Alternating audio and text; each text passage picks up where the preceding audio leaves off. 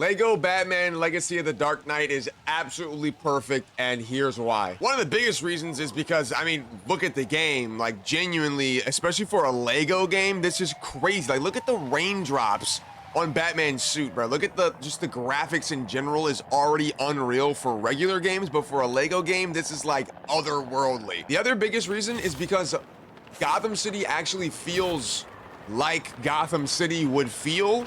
Like, this feels just like an Arkham game. If you've heard that before, I'm sure you probably have, because everyone's been saying that because it's true. But genuinely, when you're going around the city, just flying around as Batman, or, you know, running around as Robin or Nightwing or whoever, it genuinely feels like you are in Gotham City and you are solving cases and fighting crime and doing this and doing that. The other biggest reason is because the movement in this game actually feels really nice. You see me gliding around. You can do this little like glide dash thing. You can even dive down and save yourself.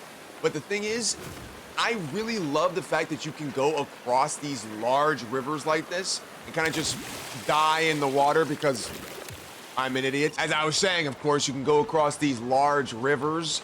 And the thing is that you have multiple different islands that are all kind of connected. So you have this up here, which is, of course, East End, North. And then you have, of course, all this stuff here, which is Central Island, rather, sorry. And then you have the South Island. And then, of course, finally you have Tricorn Island. So you have basically 4 different islands you can go back and forth to. And this is the Batcave up here. We'll talk about that in a second. But you can go between all of these different islands, and they all have their own kind of charm. Obviously, this area over here is a lot more industrial. A lot of different places over here. But I think the even cooler thing is you can choose to either glide around, fly around, or you can drop down to the city, of course. And then, of course, you can call the Batmobile, which you have a bunch of different versions of the Batmobile, hop in, and then let it just go for a ride, which is wild. But aside from that, after you finish the game, I finished the main storyline ages ago, and we still have so much, like, other stuff to do. Like, we have crates here, we have trophies to collect, we have more driving trials and combat trials, we have a bunch of new stuff, Riddler trophies, Clue Master trophies. We have so much stuff to do still. And I've been live streaming this kind of process of platting the game for a couple of days now after we finished, and we've legitimately cleared all of this island, We've cleared so much out. We still have one huge island left to do, and I'll be doing that over the next couple of days. But genuinely, all of these collectibles feel great to do. Like, I haven't really gotten tired of doing them because they're all different. I promise you, like, no 2 puzzles feel exactly the same. Oh my God, it's Ace Chemicals. We made it. Skadoosh. Like, for instance, like this puzzle, this is a Riddler puzzle. Oh, I'm stuck in the ground. Help!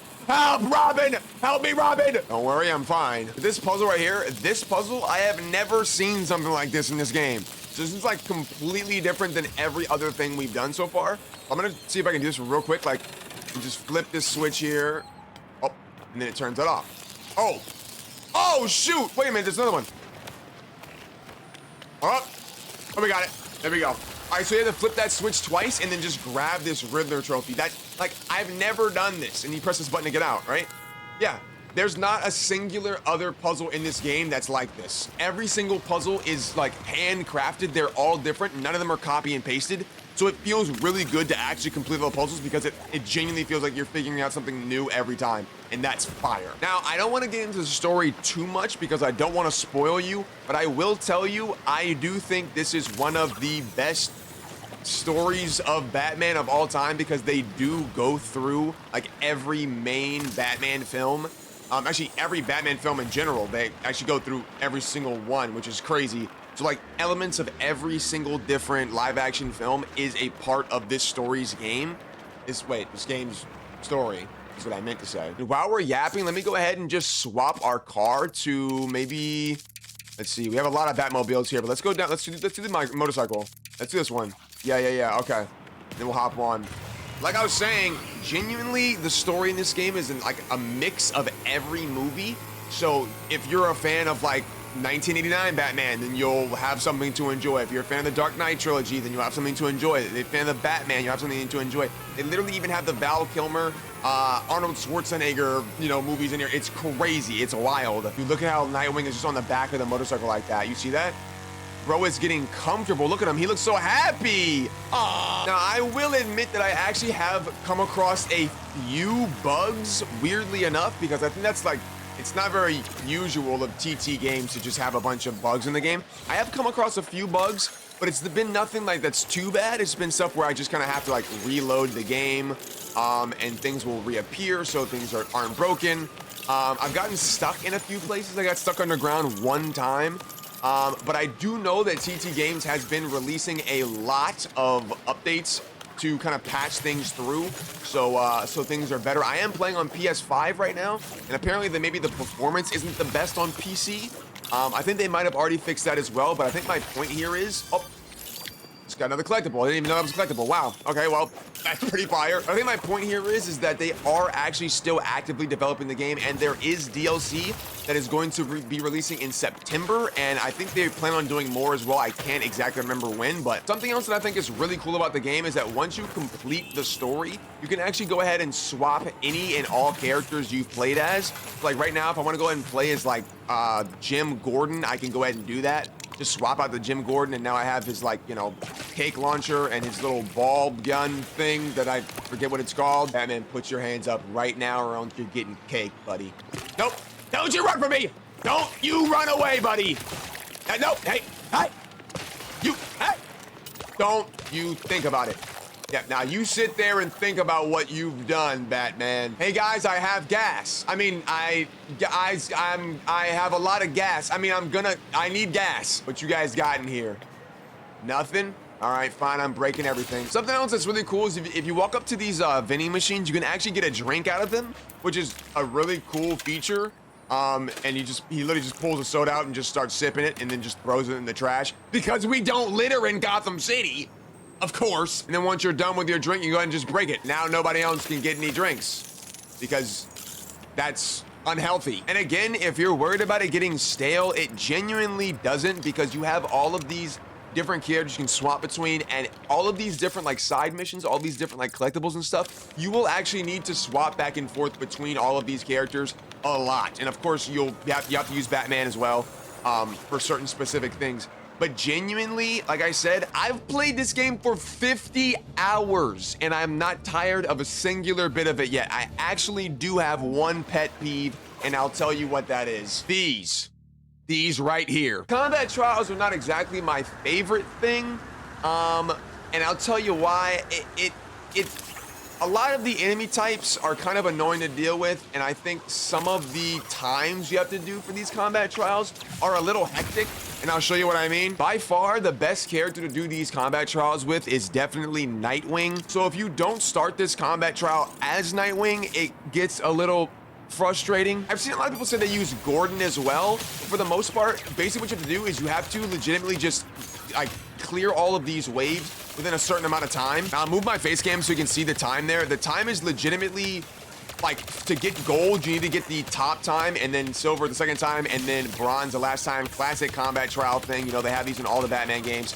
My problem with it is that genuinely some of these enemies, bro, are just super frustrating, especially earlier on. Once you get later on in the game, it's kind of fine, but if you try to do some of these early on, you're gonna actually start tweaking because it is extremely frustrating to do. If you use your ultimate abilities here, I call it your Pookie meter. It's not called that actually though. If you use your focus meter, then it actually gives you 5 seconds back every time you use it.